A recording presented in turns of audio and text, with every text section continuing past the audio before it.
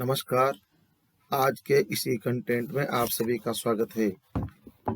मैं रविंद्र कुमार बादल, सहायक आचार्य, राजकीय स्नातकोत्तर महाविद्यालय बारा, आप सभी का स्वागत है।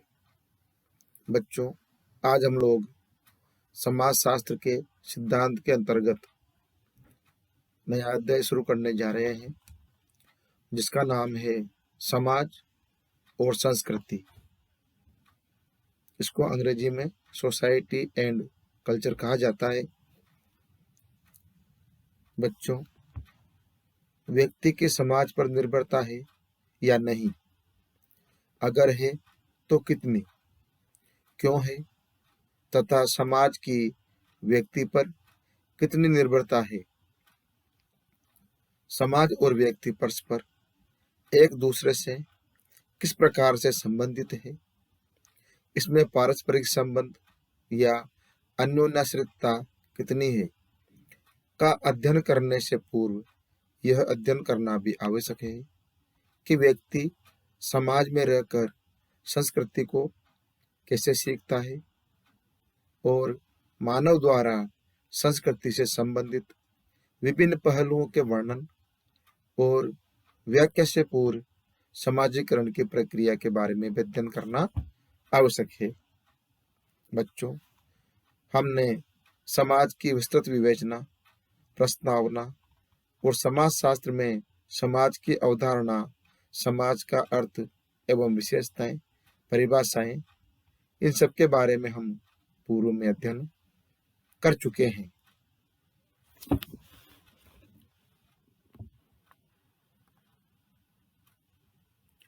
इसके बाद हम संस्कृति के बारे में अध्ययन करेंगे। बच्चों, हॉवेल का कहना है कि संस्कृति अनेक रूप में एक नया मानव संगठन है, अर्थात मनुष्य एक ऐसा प्राणी है जो कि संस्कृति का निर्माता है। संस्कृति मानव की सर्वश्रेष्ठ धरोहर है, जिसके कारण मानव अनवरत प्रगति के पथ पर अग्रसर होता जा रहा है। और यदि मानव संस्कृति विहीन हो जाए तो वह पशुवत हो जाएगा। क्यों? क्योंकि पशु संस्कृति के अधिकारी नहीं होते, अर्थात मानव व पशु दोनों के मध्य संस्कृति का ही अंतर है। संस्कृति न केवल पशु समाज से मानव को पृथक करती है, अपितु एक व्यक्ति दूसरे व्यक्ति से, एक समाज दूसरे समाज से संस्कृति के आधार पर ही भिन्नता रखता है। और मनुष्य अपने शारीरिक, मानसिक क्षमताओं के आधार पर ही संस्कृति का निर्माण कर सका है। अनेक विश्वासों, व्यवहार के तरीकों व वस्तुओं का निर्माण कर सका है। लेकिन वे कौन सी क्षमताएं, योग्यताएं थी जो व्यक्ति को पशु जगत से भिन्न कर सकी और संस्कृति का निर्माण कर सकी? उन सभी विशेषताओं को जानना यहाँ पर आवश्यक भी है।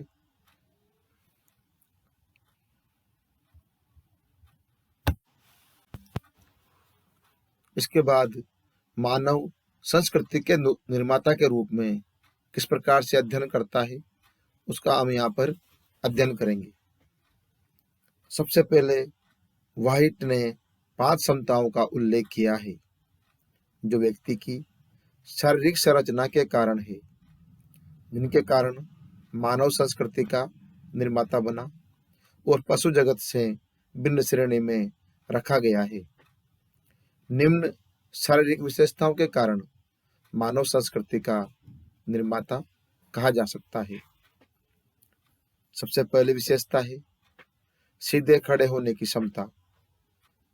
बच्चों, मनुष्य में सीधे खड़े होने की क्षमता पाई जाती है। पशु अपने चारों पैरों से चलते हैं, लेकिन मनुष्य 2 पैरों से चलता है और 2 हाथों को अन्य उपयोगी कार्यों में लगाता है। यह उसकी अनोखी विशेषता है। दूसरा है स्वतंत्रता पूर्वक घुमाए जा सकने वाले हाथ। बच्चों, मानव के हाथों की बनावट इस प्रकार की है कि प्रत्येक दिशा में इन्हें सुगमता से घुमाया जा सकता है तथा इनकी सहायता से वह वस्तुओं को भी भली भांति पकड़ सकता है। हाथ के अंगूठे की विशेष बनावट भी इसमें सहायक होती है, जिसके कारण व्यक्ति अनेक आश्चर्यजनक कार्य कर सकता है। बड़े बड़े यंत्र, कल कारखाने, भवन निर्माण व कलाकृति आदि का निर्माण तथा लेखन क्षमता आदि इन्हीं के कारण संभव हो सकी है। यदि यह क्षमता व्यक्ति में न होती तो वह कोई भी रचनात्मक कार्य करने में सक्षम नहीं होता। तीसरा बिंदु है तीक्ष्ण व केंद्रित की जा सकने वाली दृष्टि। बच्चों, मानव के पास तीक्ष्ण व केंद्रित की जा सकने वाली दृष्टि है, जिसके कारण वह घटनाओं को देख सकता है, निष्कर्ष निकाल सकता है और नवीन खोज कर सकता है तथा किसी वस्तु पर अपना ध्यान भी केंद्रित कर सकता है। चौथा बिंदु है मेधावी मस्तिष्क। बच्चों, मानव की सर्वाधिक योग्यता मेधावी मस्तिष्क का होना है। मानव में विचार करने की शक्ति होती है, जिसके कारण वह किसी कार्य की योजना बना सकता है, आविष्कार कर सकता है, कार्य कारण संबंधों को जान सकता है। इस प्रकार मेधावी मस्तिष्क मानव की सर्वाधिक उपलब्धि है। लिंटन तथा डार्विन जैसे विद्वानों का मानना था कि मानव तथा उच्च कोटि के स्तनधारी जानवरों में मानसिक क्षमताओं की दृष्टि से कोई विशेष अंतर नहीं है, लेकिन अनेक विद्वान इसे तर्कसंगत नहीं मानते हैं और वास्तविकता तो यह है कि मानव का मस्तिष्क पशुओं की तुलना में अधिक विकसित है, जिसके कारण वह तर्क कर सकता है, विचार कर सकता है तथा संस्कृति का विकास भी कर सकता है। और पांचवा बिंदु है प्रतीकों के निर्माण की क्षमता। बच्चों, मनुष्य में यह क्षमता है कि भाषा के माध्यम से वह विचारों का आदान प्रदान कर सकता है और उसके लिए मानव ने प्रतीकों को जन्म दिया है, अर्थात अर्थपूर्ण प्रतीकों के माध्यम से अपने विचारों को एक व्यक्ति दूसरे व्यक्ति तक पहुंचा सकता है।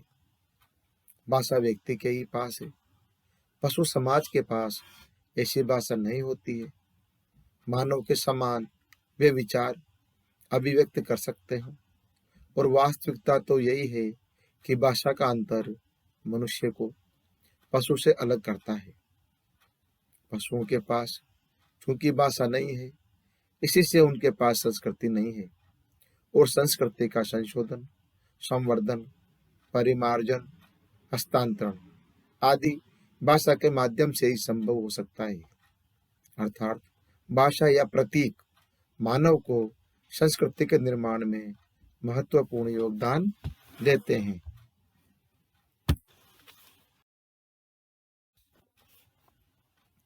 इसके पश्चात अब हम संस्कृति का अर्थ एवं परिभाषाओं का अध्ययन करेंगे। बच्चों, संस्कृति शब्द अनेक अर्थों में प्रयुक्त होता है। संस्कृति शब्द की व्युत्पत्ति संस्कृत की सम प्लस कृ धातु से हुई है, जिसका अर्थ है पूरा किया हुआ या परिष्कृत किया गया। संस्कार शब्द का अर्थ भी इसी प्रकार का है, अर्थात विभिन्न कार्यों को पूरा करना संस्कार कहलाता है। इस प्रकार बच्चों, संस्कृति भी विभिन्न संस्कारों द्वारा सामूहिक जीवन के उद्देश्यों की प्राप्ति कराती है, जिनके करने से मानव सामाजिक प्राणी बनता है। और साहित्यकारों ने संस्कृति को सामाजिक शिष्टता एवं बौद्धिक श्रेष्ठता के अर्थ में प्रयुक्त किया है। और समाजशास्त्रियों ने संस्कृति को नैतिक, आध्यात्मिक और बौद्धिक उपलब्धियों के लिए प्रयोग किया है। इस प्रकार संस्कृति अनेक अर्थों में विद्वानों द्वारा प्रयुक्त की गई है। वास्तव में बच्चों, यह व्यक्ति के समग्र जीवन से संबंधित होती है, जो कि विभिन्न संस्कारों द्वारा संस्कारित होती है और मानव को संस्कारित और सामाजिक प्राणी भी बनाती है। इसके पश्चात कुछ परिभाषाएं हैं जो निम्न प्रकार से।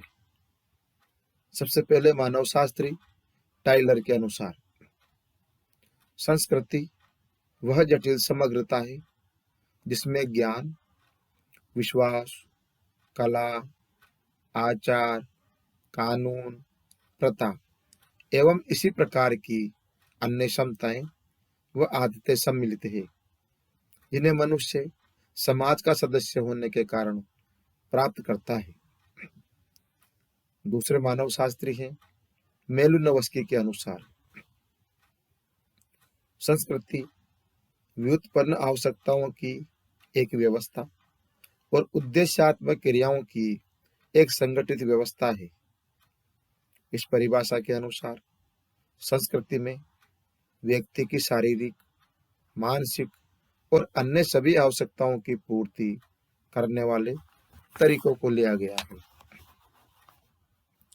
अगले मानव शास्त्री है होबल के अनुसार संस्कृति संबंधित सीखे हुए व्यवहार प्रतिमानों का संपूर्ण योग है, जो किसी समाज के सदस्यों की विशेषताओं को बताता है और इसीलिए प्राणी शास्त्रीय विरासत का परिणाम नहीं होता है।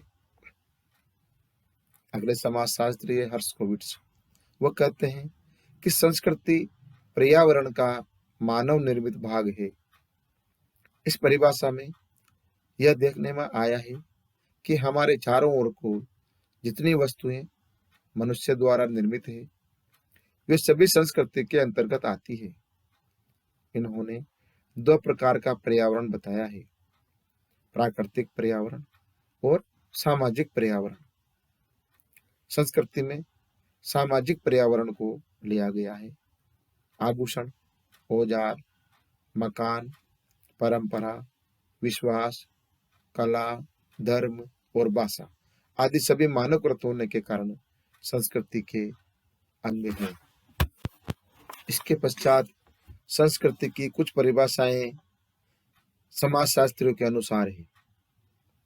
हमारे समाजशास्त्री मेकाइवर एवं पेज के अनुसार संस्कृति हमारे दैनिक व्यवहार में कला, साहित्य, धर्म, मनोरंजन और आनंद में पाए जाने वाले रहन सहन और विचार के तरीकों में हमारी प्रकृति की अभिव्यक्ति है। इनके मत में संस्कृति व्यक्तित्व से पूर्णतया संबंधित है और जीवन के प्रत्येक क्षेत्र से संबंधित भी है। अगले समाजशास्त्री है फेयरचाइल्ड के अनुसार प्रतीकों द्वारा सामाजिक रूप से प्राप्त और संचारित सभी व्यवहार प्रतिमानों का सामूहिक नाम संस्कृति है। इस प्रकार बच्चों, संस्कृति के मानव शास्त्री एवं समाजशास्त्रीय परिभाषाओं के आधार पर हम यहाँ पर यह निष्कर्ष निकालते हैं कि संस्कृति में विश्वास, विचार, प्रथाएं, कानून, आदर्श, कला और निपुणता आदि सभी समाहित है। साथ ही भवन, यंत्र, चित्रकला आदि भी इसी के अंतर्गत आते हैं। निष्कर्ष रूप से संस्कृति भौतिक एवं अभौतिक तत्वों की वह संपूर्णता है जिसे समाज का सदस्य होने के कारण हम प्राप्त करते हैं। इसमें संपूर्ण जीवन के तरीके, मानवकृत सामाजिक पर्यावरण भी आता है। इस प्रकार संसार में जो कुछ मनुष्य ने अपनी बुद्धि व अनुभव से बनाया है, संस्कृति का ही अंग कहलाते हैं।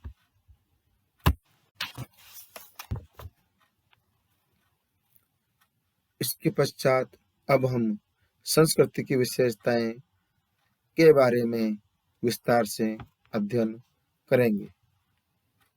बच्चों, संस्कृति की अनेक ऐसी विशेषताएं हैं जो इसकी वास्तविक प्रकृति को स्पष्ट करने में सहायक होती है। इसमें से कुछ प्रमुख विशेषताओं का बिंदुवार विस्तार से अध्ययन करेंगे। सबसे पहला बिंदु है सीखा हुआ व्यवहार। बच्चों, हावल की परिभाषा के अनुसार संस्कृति सीखे हुए व्यवहार प्रतिमानों का संपूर्ण योग है, जो कि प्राणी शास्त्रीय विरासत का परिणाम नहीं है, बल्कि किसी समाज के सदस्यों की विशेषता है। बच्चों, इससे संस्कृति की विशेषता स्पष्ट होती है कि संस्कृति सीखी जाती है, वह शारीरिक विशेषताओं के समान वंशानुक्रमण द्वारा प्राप्त नहीं होती है। मनुष्य जन्म के समय किसी संस्कृति को नहीं जानता। धीरे धीरे व्यक्ति का समाजीकरण होता है और वह उस समाज के व्यवहार प्रतिमानों को सीखता है, और उन सीखे हुए व्यवहार प्रतिमानों का योग ही संस्कृति कहा जा सकता है। अतः यह कहा जा सकता है कि जो व्यवहार किसी समाज या समूह की विशेषता होते हैं, वही संस्कृति के अंतर्गत आते हैं, जैसे धर्म, परंपराएं, रूढ़ियां, जनरीतियां आदि। दूसरी विशेषता है हस्तांतरण। बच्चों, सीखे जाने के गुण के कारण ही संस्कृति की यह भी विशेषता है कि इसे एक व्यक्ति से दूसरे व्यक्ति को अथवा एक पीढ़ी से दूसरी पीढ़ी को हस्तांतरित भी किया जा सकता है। इस संचरण की प्रक्रिया में भाषा महत्वपूर्ण साधन है, जो केवल मानव की ही विशेषता है। चूंकि बच्चों, मानवेतर प्राणी भाषा नहीं जानते, इसलिए वे अपनी संस्कृति का संचरण भी नहीं कर सकते हैं। मानव भाषा के माध्यम से ही अपने ज्ञान को आगे आने वाली पीढ़ी को हस्तांतरित कर देता है। लेखन कला, जो भाषा का ही लिखित रूप है, के द्वारा संस्कृति का संचय किया जा सकता है, जिसमें व्यक्ति अपने अनुभवों को भी सम्मिलित कर सकता है।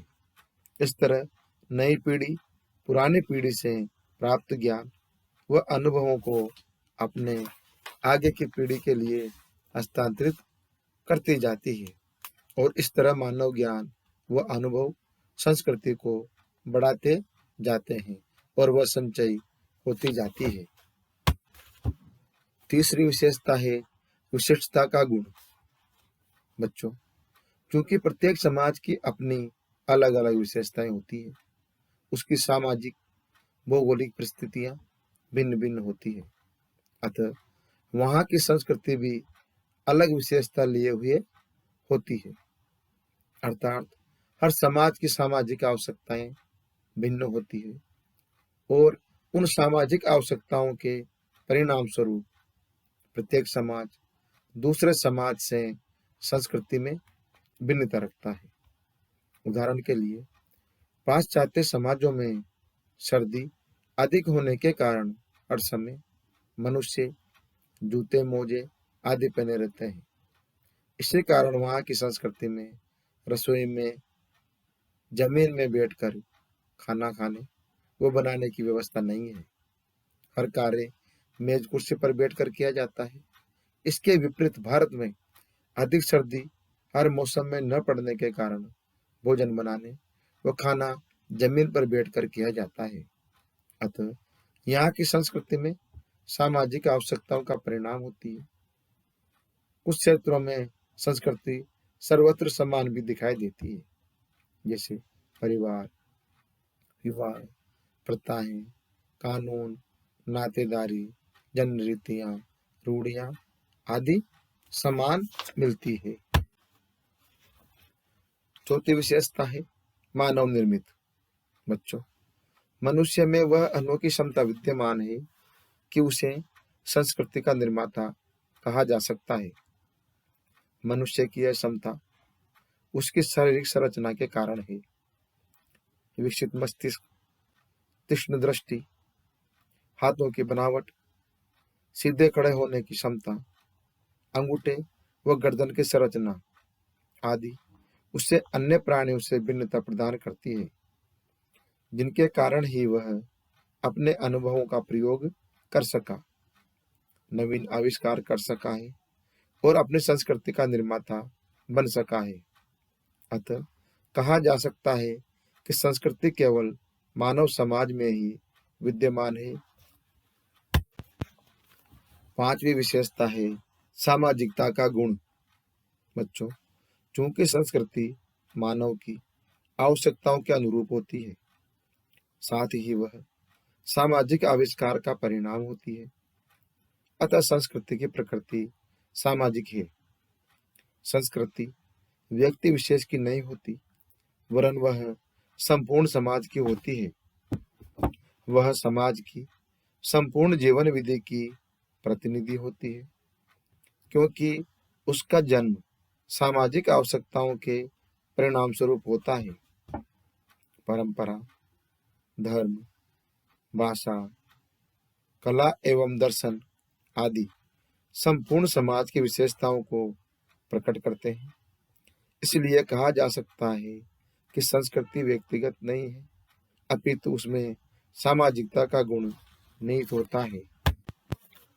छठी विशेषता है समूह के लिए आदर्श। बच्चों, संस्कृति हर समाज व समूह को अलग होती है। वह समूह अपने संस्कृति को एक आदर्श मानता है और उसके अनुसार ही व्यवहार करता है। इसी कारण जब दो संस्कृतियों की परस्पर तुलना की जाती है, तो प्रत्येक समूह अपनी संस्कृति की दूसरी संस्कृति से आदर्श व श्रेष्ठ मानता है और उसी के अनुसार व्यवहार करने का प्रयास भी करता है। हिंदू, मुस्लिम, दक्षिण भारतीय आदि सभी स्वयं की संस्कृति को उच्च आदर्श मानते हैं। सातवीं विशेषता है अनुकूलता का गुण। बच्चों, संस्कृति की यह विशेषता है कि वह परिस्थितियों के अनुसार अपने आप को अनुकूलित कर लेती है। इसका कारण यह है कि संस्कृति गतिशील होती है, स्थिर नहीं है। इसी गतिशीलता के परिणाम स्वरूप वह समय समय पर होने वाले परिवर्तनों से अपना तादात्म्य स्थापित कर लेती है। जैसे उदाहरण के लिए रेगिस्तान व बर्फीले प्रदेशों में रहने वालों की संस्कृति में पर्याप्त अंतर भौगोलिक परिस्थितियों के परिणाम स्वरूप आता रहता है और उस भौगोलिक पर्यावरण से अनुकूलन भी वहाँ के लोग कर लेते हैं और तदनुरूप उनकी संस्कृति बन जाती है। उसी प्रकार टुंड्रा निवासियों की संस्कृति वहाँ के बर्फीले वातावरण के अनुरूप हो जाती है। आठवां बिंदु है संतुलन व संगठन। संस्कृति अनेक इकाइयों का समन्वित रूप है और ये इकाइयां परस्पर रूप से संबंधित व अंतर्निर्भर होती है। अर्थात संस्कृति की विभिन्न इकाइयां परस्पर एक दूसरे से गुंफित होती है और उनका संगठित रूप ही संपूर्ण संस्कृति में एक प्रकार का संतुलन तथा संगठन लाता है।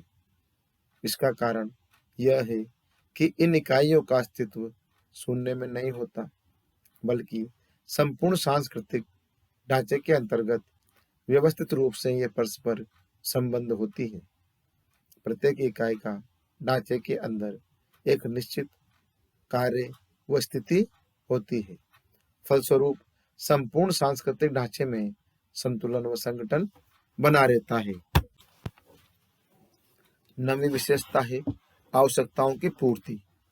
बच्चों, मानव एक सामाजिक प्राणी है। समाज में उसकी अनेक प्रकार की आवश्यकताएं होती है, जैसे शारीरिक, मानसिक, सामाजिक आदि, जिनकी पूर्ति के लिए उसने संस्कृति निर्मित की है। संस्कृति ही मानव की प्राणी शास्त्रीय एवं सामाजिक दोनों प्रकार की आवश्यकताओं की पूर्ति करती है। 10वां बिंदु है अधिव्यक्ति। बच्चों, क्रोबर ने संस्कृति की यह विशेषता बताई है कि संस्कृति अधिव्यक्तिक ही नहीं, अधिसावयवी भी है। संस्कृति की ये दोनों ही विशेषताएं महत्वपूर्ण है। सर्वप्रथम देखें कि संस्कृति को अधिव्यक्तिक क्यों कहा गया है। बच्चों, संस्कृति एक व्यक्ति की नहीं अपितु संपूर्ण समाज अथवा समूह की होती है। यद्यपि मनुष्य ही संस्कृति का निर्माता है, इसके उपरांत भी संस्कृति की निरंतरता अथवा उसका अधिकार व्यक्ति विशेष पर निर्भर नहीं है, वह तो संपूर्ण समूह की विशेषता है। प्रथाएं, रूढ़ियां, परंपराएं आदि किसी व्यक्ति विशेष द्वारा नहीं अपितु संपूर्ण समूह द्वारा निर्मित होती है, और यह बात भले ही है किसी का अनुभव सहयोग इन्हें आगे बढ़ाने में सहायक रहा हो, लेकिन अक्सरश सत्य है कि संस्कृति अनेक व्यक्तियों की अंतःक्रिया एवं विचार विनिमय के माध्यम से एक पीढ़ी से दूसरी पीढ़ी को हस्तांतरित होती रहती है।